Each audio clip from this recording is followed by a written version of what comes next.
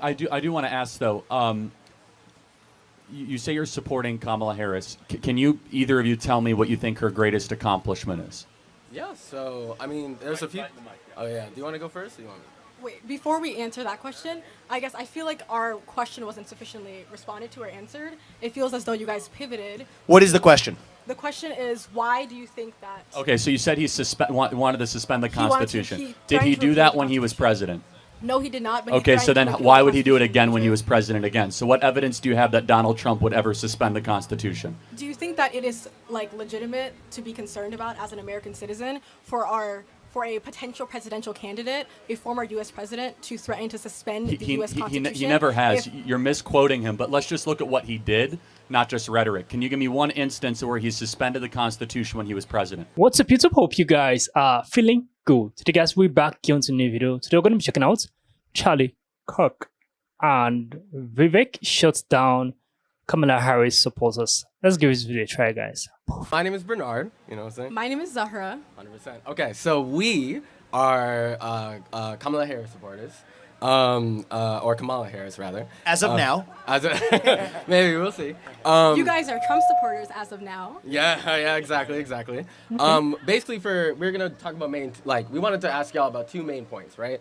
Which is essentially, we believe that Trump is anti-American, anti-patriotic fundamentally. Our primary opposition to Trump is that he is anti-American and anti-patriotic. He fundamentally undermines American values. Yes. Okay. So then. So tell us why. Give us 3 examples how Donald Trump has undermined American values. Absolutely. So the first, I'll say the lightest example, is going to be rhetoric on Twitter. He said openly on Twitter that we should suspend the Constitution. I feel as though that's fairly anti-American. He's the next much larger point is going to be January 6th. I think the whole January 6th thing overall is a major problem for Trump as an American in general. And the last sort of thing is his general sort of demeanor. He treats Americans who disagree with him as people to not really support, as people not to really help out or anything like that. If you're against Trump, it's the highway or the other, I don't remember the phrase, but you know the one I'm talking about. Yeah. You're trying to say my way or the highway. All right. Yeah. And fair enough. I appreciate the respectful manner in which you asked that question. Mm-hmm. So here's the thing. If you care about defensive democracy, here's what democracy is about to me. Okay. Is do you get to do what we just did, where you get to express yourself and your opinion freely, Okay. as long as I do or Charlie do or what's your name? Zahra. Or Zahra does in return. That's American democracy. That's the whole ball game. If we lose that, we don't have a country. Okay. So here's what's happened under 4 years of Joe Biden. Okay, we have seen the censorship of Donald Trump at the instruction of government agencies. We've seen a lot of people in this country who have been held without going through due process for expressing themselves in the open. We've seen social media companies on the eve of the last election. There was the Hunter Biden laptop story. A lot of people said that if they had seen that story, they would have voted differently. If you wanted to send that on a direct message on Twitter or on Facebook, they suppressed you from doing it. That's not democracy. That's the stuff of banana republics. That's the stuff of third world nations. And so my view is you don't have to agree with 100% of what Donald Trump says to vote for him, and you don't have to agree with 100% of what Kamala Harris says to vote for her too. I'll apply the same standard. But what we want in this country is the basic rules of the road where if you have an opinion, you get to express it without the government censoring you along the way. So when you think about what's anti-American, there's nothing more anti-American than censorship. And if you look at which person was more responsible for censorship, was it Biden-Harris or was it the Donald Trump administration? It's not even close. And that's why I'd encourage you to change your mind. Okay. I do want to ask, though, you say you're supporting Kamala Harris. Can you either of you tell me what you think her greatest accomplishment is? Yeah, so, I mean, there's a few. Oh, yeah. Do you want to go first or you want me? Wait, before we answer that question, I guess I feel like our question wasn't sufficiently responded to or answered. It feels as though you guys pivoted. What is the question? The question is, why do you think that? Okay, so you said he wanted to suspend the Constitution. Did threatened he to do repeal that the when he was president? No, he did not. But Okay, he so then threatened to why repeal would he do it the again when he was president again? So what evidence do you have that Donald Trump would ever suspend the Constitution? Thank Do you you. think that it is legitimate to be concerned about as an American citizen for for a potential presidential candidate, a former U.S. president, to threaten to suspend the U.S. Constitution. He never has. You're misquoting him, but let's just look at what he did, not just rhetoric. Can you give me one instance where he suspended the Constitution when he was president? I mean, he wanted to suspend. I don't know if you want to count it as the Constitution, but again, January 6th. All right, let's talk about January 6th. What happened on January 6th? Well, yeah, it's a long sort of buildup where Donald Trump was working with most of his former staff, including Mike Pence and all the others, to try to get a sort of slate of fake electors to then go up to the Capitol, get a large group of Trump supporters to be really, really riled up. Hopefully they delay the certification of the vote enough so that Mike Pence can break the ECA, and therefore Donald Trump wins by getting these fake electors through that sort of meeting. Yeah, or what happened, there was a big rally, and he said to peacefully and patriotically march to the Capitol, which you believe in, right, to be able to have freedom of speech. I mean, yeah. And the only person to die on January 6th was a Trump supporter killed by one of Nancy Pelosi's bodyguards. So I just want to be clear. Because she was breaking into the Capitol. So you should Ashley Babbitt should be killed? Wow, okay, that's a new one. Well, she was... I just want to be clear. We're not Charlie, defending. Do you not believe in stand your ground? Do you not believe that someone was intruding on property of which they should not have been intruding? Well, hold on, but Ashley Babbitt was unarmed. Isn't the whole kind of shtick of the American left like don't shoot unarmed people? If I break into your house and I was unarmed, but I was breaking into your house. Was George Floyd? Was that a rightful death? No, but he probably wasn't breaking into the cop's house. That's well, he was under a. He was submitted. He was submitted by. Well, so was Ashley Babbitt actually. No, I don't. Ashley Babbitt was retreating at the time that she was shot in the head. Anyway, that's besides the point. What do you think about the fake elector scheme, and what do you think about Trump trying to pressure they were alternate electors, which again, alternate electors is a tradition that goes all the way back to the 1960 election with JFK versus Nixon, of which was not considered a threat to democracy. Okay. But I'm interested though. You guys are super, focused on technical things that we could talk about forever. Let me just ask a question. I asked you, what is Kamala Harris's greatest accomplishment? Can you tell me what that would be? Okay, yeah, so just to go through it, just so it doesn't seem like we're dodging, there's a couple different things. She's by far the most active vice president in U.S. history, I'm pretty sure. She's had the most... Yeah, be mad. Wait, what do you mean active? Like she's had the most tie-breaking votes in the Senate in U.S. history. I'm pretty sure this is true. Either that or like super close. Yeah. We'll be okay, guys. We'll be okay. Let me just rephrase. What, just in your opinion, because I want to get this on the table. What is the single thing that she has done to improve the lives of Americans? I mean, we could talk about her time as the DA. We could talk about her time. What did she do? What did she do? Attorney General. Yeah. I guess my question to you is, what are the constitutionally prescribed roles of a vice president that she failed to? Okay, yeah, I'm glad you asked. So she was in charge of two things. She was in charge of the Russian-Ukrainian war before it happened, and she was in charge of the border. And the withdrawal from Afghanistan. And the withdrawal from Afghanistan. Those three things. The border, we have 10 million illegal people that have come to this country under her watch. She gave a speech at the Munich Security Conference where Vladimir Putin invaded Ukraine and all but invited Vladimir Putin's invasion. And then she was in charge of the withdrawal of Afghanistan. Are those three successful things that we can look to as Kamala Harris being VP? Well, it's really funny because speaking on that 10 million immigrant point, I would be more mad at Kamala Harris if they didn't try to pass a border bill. If they didn't try to pass a border bill. I would be more mad. Yeah, but we don't need new border laws as exhibited by Donald Trump, because under Donald Trump, we didn't have any new border laws and border crossings were at an all-time low. Instead, Joe Biden and Kamala Harris, when Donald Trump was president, from 2017 to 2021. I think there was a specific period of time when it was an all-time low. Yeah, it was an all-time low on an average over the 4 years of Trump being president. But the first thing Joe Biden and Kamala Harris did is they rescinded 65 executive actions that Donald Trump put into place. For example, DNA testing. If I were to ask you how many kids right now are missing from the southern border, how many would you say? I'm pretty sure y'all say something like 350,000. Yeah, so 320,000 kids are missing, many of whom are being sex trafficked. Do you know why that is? Because Kamala Harris got rid of DNA testing on the southern border, where you no longer have to be swab DNA test. It takes 90 seconds to find out if a kid is related to the person that is bringing them across the border. So Kamala Harris has been responsible for the border, which is one of the greatest failings in modern American history. And so, yes, as a vice president, you are tasked with certain projects and certain things. Everything she has touched has been a miserable failure. If that is the case, why would she be a good president? Okay, so a couple different things on that whole immigration point. One, again, it's weird to frame the border thing as like only an additional thing for new laws. Like we know for a fact there's going to be additional border agents. We know for a fact there's going to be additional funding. Additional judges. Additional judges. So remain in Mexico was Trump's signature policy. It was. Okay, so it means you remain in Mexico as your case is adjudicated. Yeah. Right now, do you know if remain in Mexico is still the law of the land? It's not. It is not. Actually, so that's just you have no reason. I'm not going to hold you responsible for this. Okay. Actually, it turns out remain in Mexico is the law of the land. A federal judge has held accordingly. They're just not enforcing it. So Donald Trump and the Republican position, I share this, is if you're not going to enforce the laws as they exist, there's no point in actually passing new laws. The first step we need to do is enforce the laws as they exist right now. And back to the broader point about Kamala Harris versus Donald Trump. I'm just going to give you some hard facts. Okay. Under Donald Trump, prices stayed flat, wages went up. Under Kamala Harris and Joe Biden, prices have gone up, wages have remained flat. True. Under Donald Trump, in 2019, we hit the all-time low for illegal entries into this country. Under Kamala Harris and Joe Biden, the last 4 years, we've had the largest number of illegal entrants into this country over a 3-year time span in American history. True. Under Donald Trump, we were not in major conflicts in Russia, Ukraine, or the Middle East.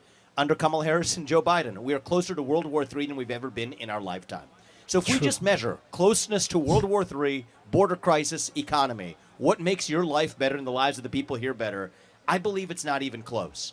When you think about it, you could have the debates about democracy all you want. I think censorship is the greatest threat to democracy, and we've seen greater form of censorship in the last 3 years than we've seen any other time in my lifetime. But on the issues of what's going to make the lives of the people here better, I think it's not even close, and that's why I'd encourage you to ask yourself, who's going to make your life better in the next 4 years? I think Donald Trump's the answer to that question. Do you think that one thing that would have helped That's true. The massive rates of border crossings would have been the border bill, the bipartisan border legislation? The answer is no. The answer is no to that because, first of all, most of those border crossings occurred before that border bill was even proposed. What would have helped was actually enforcing the laws as they exist, re-implement Remain in Mexico, complete the actual construction of the border wall, and then stop funding federal sanctuary cities where our own taxpayer money is creating the incentives for those illegal migrants to cross. That didn't happen under Trump. It's happening under Biden and Harris. I don't mean to interrupt, but super quick. The border bill would have said it was permissible to have 5,000 people crossing the border a day. It's correct. It's in the language of the bill. It was saying 5,000 people. At the point at which 5,000 Yeah, so people if it's- crossed, they would have shut down the border. Right, so if it's 4,999, you don't shut down the border? That's pretty insane, right? Also, wait, but also very, very quickly. How about this? You should shut down the border with one person crossing the southern border. Also, Thank you. What do you wait? Just to be very, very clear, when we say, all right, buddy. When we say crossing, right, we understand that most of the immigration that's coming in right now is not just randomly borders crossing people. It's usually asylum seekers, right? Well, no, it's actually cartel-smuggled, cartel-sponsored, fraudulent asylum claims. I encourage you to go down Students the are- border and see they're all yourself. naive. The cartel will take someone from any, what Pakistan, India, 135 countries. They'll quote-unquote claim asylum after they pay the cartel $10,000. 90% of all people that cross the border are pseudo-slaves by the cartels, basically. So you think 9 million of the undocumented, like the immigrants that have come in, are all illegal? No, Is that what you're they're saying? all illegal because we know it to be true. It's not the question. They're fraudulent. They're defrauding the American immigration system is what they're doing. Wait, so you're saying that there's sufficient proof? Please talk in the mic. You're saying that there's sufficient proof that claims that the 9 million people who crossed the border, weren't, I guess, official asylum seekers? Yes, I mean, so for example, what is the asylum claim if you're coming from Germany? North Korea, Yeah. actually. So there's an interesting case. So I went down to the southern. I'll tell you two personal facts, right? I went down to the southern border. The day before I got there, there was 2 men who came from Lebanon, crossed the southern border, smuggled across. They, in that case, caught the 2 of them. There was also a woman from North Korea in a bag that crossed the southern border. What's interesting about that is North Korea is a country from whom you can actually seek refugee status in the United States, yet she chose not to do it and cross illegally. Is that an illegal border crossing when you lie to a Border Patrol agent? When you do it, the answer is yes. And I think actually that number is way higher than 9 million over the course of the last 4 years. And the other thing I'll just sort of personally lay out for you, I don't have any financial interest in this, but I'm laying it out because I did it this year because it is meaningful. There's a movie I actually helped make this year called City of Dreams. It tells the story of a young man who was smuggled across the border, true story, in L.A., in sweatshops. This is the kind of thing that the left used to be concerned about. A child who's separated from his parents, put into forced labor in the United States. That is a direct consequence of the cartel influence policies. And yes, I think there are probably upwards of at least somewhere between 10 and 30 million people in the United States of America right now illegally. And your first act of entering this country, if it breaks the law, that's unconstitutional, that's unlawful. And the number one thing that our immigration system rewards right now isn't how smart you are, isn't how hard you're going to work. It's whether you're willing to lie to the U.S. government. If you say under asylum laws, what it says is if I'm under threat of bodily harm right now for my race or my religion or factors like that, you have to have documented proof. So if you say I don't have that proof and I'm not really under threat for bodily harm, I don't want to lie, you don't get in. But if you're willing to lie, you check that box on the CBP One app or otherwise, you get in. So right now, our immigration system literally selects for the people who are most willing to lie to the U.S. government to get in. That's true. And that's why it's no surprise that the people whose first act of entering the country breaks the law often continue to break the law while they're already here. I don't think that's racist or xenophobic. I think it's a fact based on who we're actually selecting to come into the country. Do you think that allowing for thousands of more Border Patrol agents and more judges to properly assess and legitimize the validity of these asylum and otherwise claims would possibly reduce that number and help the issue? It would reduce that number if the ones who are already there were allowed to do their jobs. But right now, the ones who are there are actually not allowed to do their jobs because remain in Mexico, though it's technically the law of the land, Homeland Security has been instructed not to enforce it. That's unlawful. And by the way, I would call that, back to our first discussion, I would call that a threat to our democracy. When we have democratically passed laws, but where the administrators of that law say we're not going to actually follow that law, that I actually consider to be the greatest threat to democracy of all. And just the last point is that the people in this audience, which is a very diverse audience, specifically black Americans, should be incensed that they're being replaced by foreigners. And something that has always been kind of a mantra of the Democrat Party is that we have and I can resonate with this partially, is that we have an obligation to American citizens, specifically black Americans. And black Americans are now being put aside so that a bunch of foreigners can come undercut wages and fill your cities. In fact, we see this in Chicago, New York. So I don't expect you guys to put on the MAGA hat right now, but I want to plant a seed for you guys that the black community, which you obviously both care a lot about, is actually not being prioritized. Instead, people from the third world are coming in and black America is getting put last, which seems to be a common theme over the last 60 years when Democrats are in control. Well, okay. It's making a lot of sense. Thank you guys so much. Thank you. I appreciate it. Thank you, guys. College student right here. They are, for me, what I observe so far, they are all naive. But both of them, they are both naive, and they really don't know what's happening in the border. If only they have seen it and see what is happening. That it's really bad. It's really terrible. During Kamala Harris and Joe Biden period as the president and the vice president, that the country, it's a mess. That's what I was using. It's a mess, a big mess, and it needs to be cleaned quickly. Because right now the border itself, there's no border control, if you ask me. Because there are a lot of illegal immigrants coming to America, and that itself is very terrible. And Charlie has been saying this ever since. Charlie has been saying this several times. Literally, all his videos that concern open border, he keeps on making that specific statements concerning this border not being in control. He has been saying it that a lot of illegal immigrants are coming into America and causing a lot of harm. He has been saying this several times. This student right here, they're naive and they don't know who they are voting for. These are the reason why I say we should increase voting age to 30. They should not allow these teenagers and young youths to vote. It should be around 30 to 40 years. 30 and above should be allowed to vote, because these are the reasons why. You are voting for Kamala Harris and you have no single way for you to voice out that this is her achievement that she have done during her period of 3 to 4 years now of being the VP. There is no significant thing that she have done that you'd be like, wow, I'm impressed by this woman. What has she done to America that make your life and my life much better?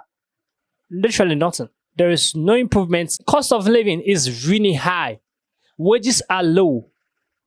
Our generations are for us to own a home is really, really difficult right now, because the way prices are skyrocketing. It's alarming, guys. So a lot of people are entering into America illegally. And if you come into America through asylum law, a lot of people are lying to get that check mark, oh, you can enter. And when they get into a lot of people who do that have committed crimes in that country. So when they come into America, they continue that crime. That is the thing. A lot of people who are in America now through the asylum law, I'm not saying all, but a lot of people who are going through that and lying in the process, that there are a lot of things, evil things, bad things that happen to them. Their life is at threat in their country. They are just, a lot of them are lying. and they're being given privilege to stay in America, and they continue the same bad thing they were doing back in their hometown in America. Chicago is like a scary place to live in. You ask me, because a lot of things go down right there. A lot of crazy things are happening right there. And whenever I see people who come out and talk about this open border, we should allow people to come into America. America is a free country. I'll be like, do you really know what you're saying? If we allow everyone to be dropping into America, like, it will be a disarray. A lot of people in different countries want to come to America. Pardon me. From Africa, from Asia, literally the entire world. A lot of people want to come into America because America is a country of opportunities. If America is not having a border control and regulating immigrants who come into the country, it will be a disarray. It will be a terrible. So this is really, really beautiful thing Vivek said during this video about the asylum law and people lying their way to enter into the country. And Charlie Kirk broke it down too for them to understand. These two students who supporting Kamala Harris, they literally have no reasons why they are supporting her. They just want to support her. It's exactly what I'm saying. They just want to support her because they detest Donald Trump. The first statement that Donald Trump is against America. How will you tell me that Donald Trump is against America? The man that is fighting to make America great again, and I've survived 3 assassination attempts. Like, if I'm in Donald Trump's shoe, I will be like, no, I'm tired. I don't want to die for this country. It's enough. They've gotten to me here. 3 assassination attempts, guys, on my life in 1 year. No, that is extreme. If you ask me, it is extreme. That is massive, guys. I've not seen a president who is like Donald Trump before, who have that courage, that guts, that zeal to want to fight for America like this. There is a reason why they're planning to assassinate that man. It's because he have something valuable to offer. And there are changes he's going to bring in that a lot of people will be angry with. People see him as a dictator, but he's not. He's a free-spirited man. J.D. Vance actually said it during one of his videos. Like, he's a free-spirited man, and he accepts people. I don't know why people are just angry and they despise him like that. This video was actually interesting to watch. I love how Charlie and Vivek explained it for this 2 naive students and shut them down completely. It's beautiful to watch. I enjoyed every moment of it, and it really enlightens me more. Comment down below, think about this video, give us a thumbs up, share this video to as many as you can, subscribe to our channel, guys. I will see you guys in the next video. Make sure you stay safe.